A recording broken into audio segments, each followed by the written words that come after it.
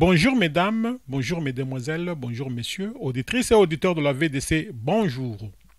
Voici la lecture de la revue de presse de la VD Congo de ce jeudi 31 mai 2018 au micro Don Kayembe depuis New York City. Au sommaire de la revue de presse. Point 1. La communauté internationale et les pays voisins ne sont pas encore prêts à intervenir pour faire partir Joseph Kabila par force. Point 2. Dans un entretien à RFI, le chef de l'État angolais estime, parlant de son voisin congolais Joseph Kabila, qu'il faut lui accorder le bénéfice de doute. Et enfin, point 3, Kinshasa a rendu la nationalité congolaise à des personnalités qui détenaient encore un passeport belge. Et maintenant, les détails. Commençons par le point 1, évidemment. La communauté internationale et les pays voisins ne sont pas encore prêts à intervenir pour faire partir de force Joseph Kabila. Afrique Arabia titre RDC, Paris et Luanda font pression, Kinshasa se crispe. Afrique Arabia titre RDC, Paris et Luanda font pression, Kinshasa se crispe.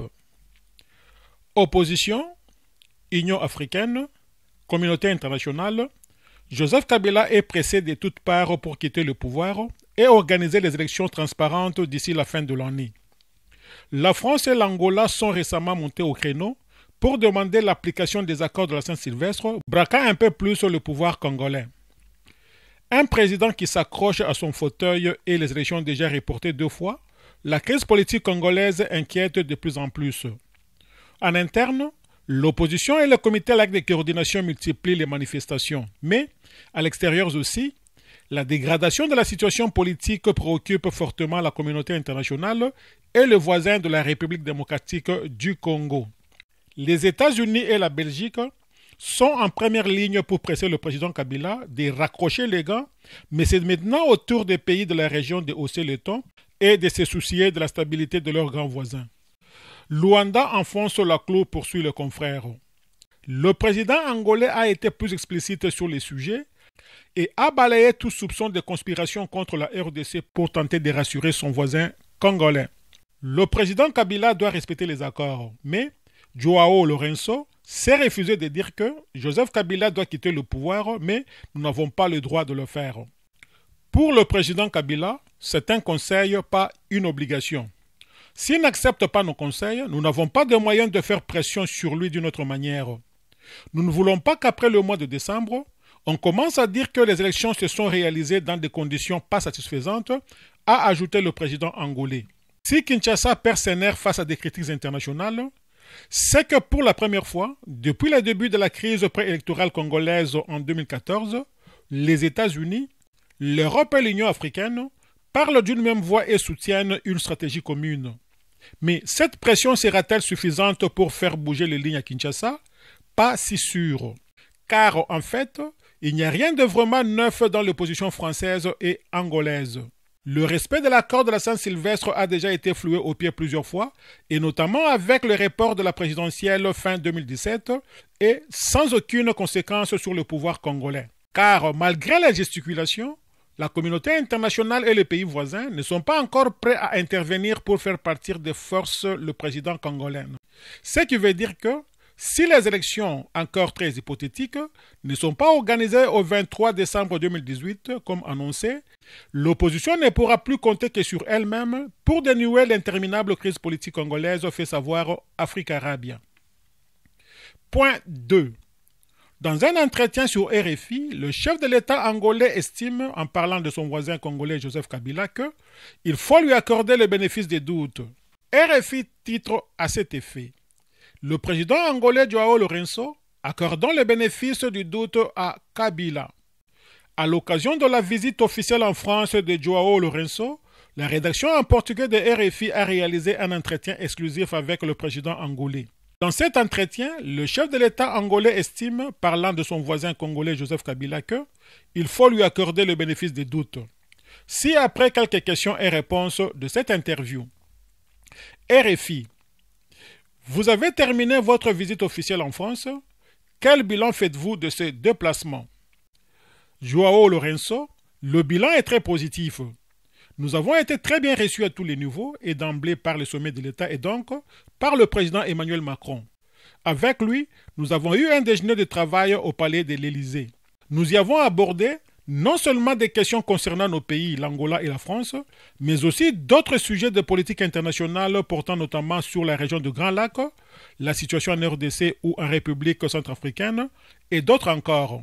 L'accent mis sur cette visite porte sur la coopération économique. La partie concernant le volet politique s'est tenue au palais de l'Élysée. Par ailleurs, nous avons rencontré un nombre assez conséquent d'hommes d'affaires français. Cela a dépassé nos attentes. Nous nous attendions à en rencontrer 80. On s'est retrouvé avec 150 entrepreneurs. Ceci est synonyme de confiance. Nous partons donc satisfaits. RFI. Comment vont les relations avec la RDC? Joao Lourenço. Les relations sont bonnes. Il n'y a strictement aucun problème. Les relations entre deux voisins doivent toujours être bonnes et heureusement c'est le cas.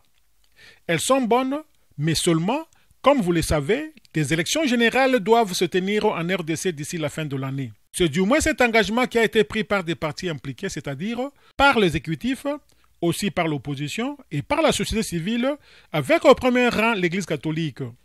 Il y a un accord. Or, lorsqu'il y a des élections, il n'y en a pas toujours. Mais là, pour ce qui est de la RDC, maintenant nous sommes en présence d'un accord.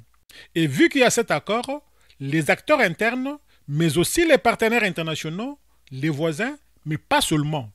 La communauté internationale de façon plus large, tout le monde a intérêt à ce que cet accord soit respecté.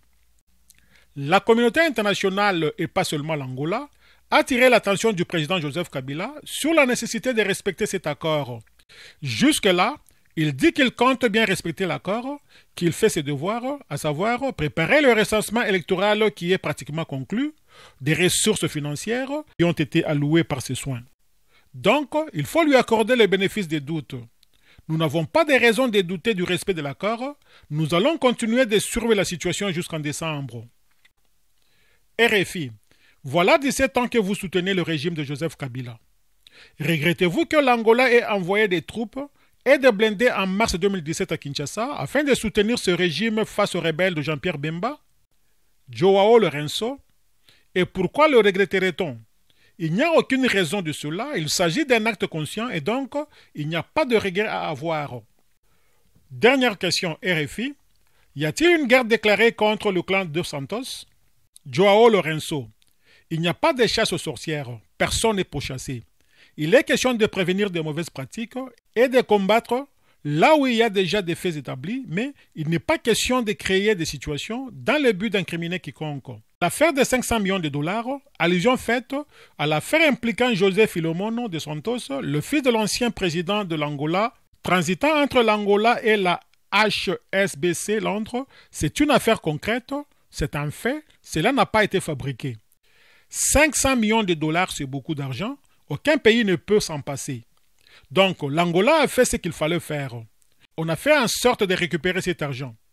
Évidemment que cela a d'autres implications, notamment pour les gens qui sont derrière la sortie du pays, de montants aussi élevés et dans les conditions où cela s'est fait. Mais voilà, il s'agit là d'une affaire de justice, conclut RFI. Enfin, point 3. Kinshasa a rendu la nationalité congolaise à des personnalités qui détenaient encore un passeport belge. Jeune Afrique, titre RDC, être ou ne pas être belge. La Belgique est l'un des pays ayant le plus souvent accordé sa nationalité à des ressortissants congolais, notamment des hommes politiques. Ceux-ci ont donc dû y renoncer pour exercer les responsabilités en République démocratique du Congo. Seulement, le passeport belge ne se rejette pas aussi simplement. Ancienne puissance coloniale, la Belgique est sans doute le pays qui a le plus accordé sa nationalité aux responsables politiques congolais. Parmi eux, l'ex-premier ministre Badi Banga, l'ancien ministre de Finances Tarsis Loseke ou encore l'actuel ministre de Santé Oli Ilunga Kalenga. Mais avant d'accéder à ces prestigieuses fonctions fin 2016, il devrait renoncer à cette partie d'adoption et recouvrer la nationalité congolaise qui est exclusive. Les trois hommes ont donc écrit à leur commune belge de résidence, respectivement à Waterloo, Odergen et Rexensat, pour renoncer à leur passeport belge. C'est sur la base des accusés des réceptions délivrées par leurs services communaux que le ministre congolais de Justice a accepté de rendre aux 3 hommes leur nationalité congolaise. Sauf que ne plus être belge est plus compliqué. Une simple lettre ne suffit pas, confirme l'état civil d'Andergen dans un email à Jeune Afrique. Il faut que la personne qui renonce à sa nationalité nous démontre qu'elle en possède une autre. Selon la procédure correcte, l'individu doit se présenter en personne devant les services communaux pour y remplir une déclaration et apporter des justificatifs nécessaires. Autrement dit, Kinshasa a rendu leur nationalité congolaise à des personnalités qui détenaient encore un passeport belge, lit-on dans Jeune Afrique. Fidèle auditrice et auditeur de la VDC, merci pour votre aimable attention. C'était votre humble serviteur Don Kayembe depuis New York City pour le compte de la radio-télévision en ligne, La Voix de la démocratie congolaise, Panorama d'Afrique. À demain.